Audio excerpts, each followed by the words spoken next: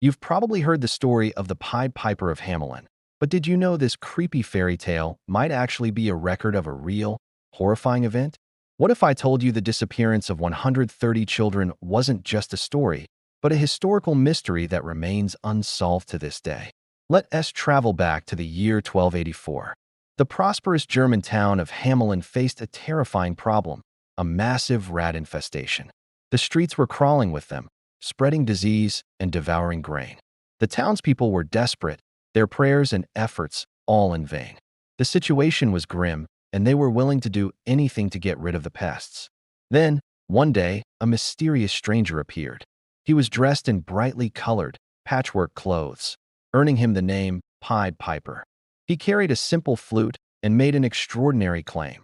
For a price, he could rid the town of every single rat.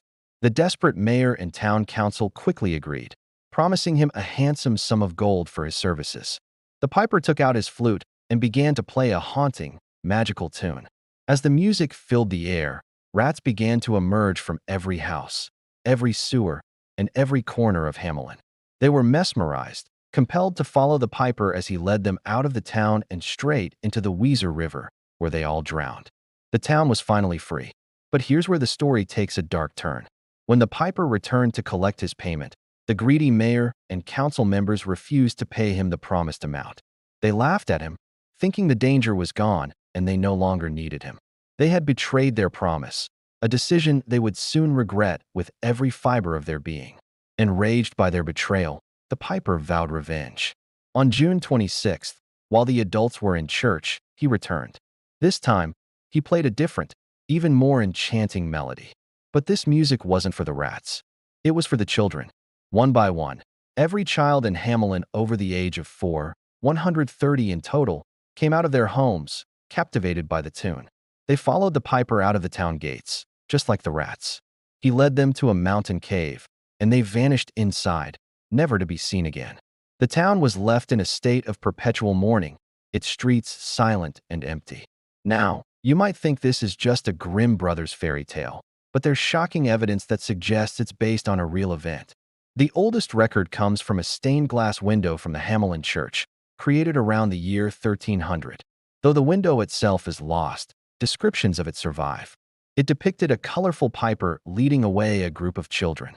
Also, town records from Hamelin in the 14th century reportedly started with, in the year 1284 on the day of Saints John and Paul the 26th of June, 130 children born in Hamelin were led away by a piper into a mountain and were lost. This isn't folklore, it's recorded as a historical fact. So what really happened to the children? Historians have several theories.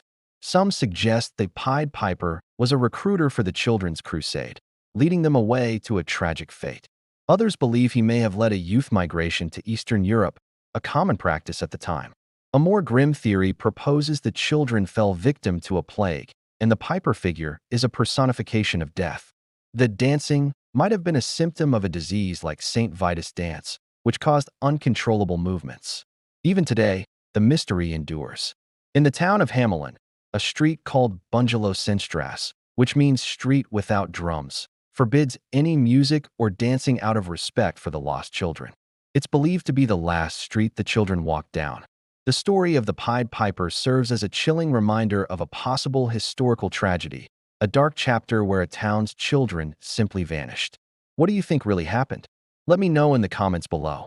Thanks for watching, and don't forget to subscribe for more journeys into the dark side of history.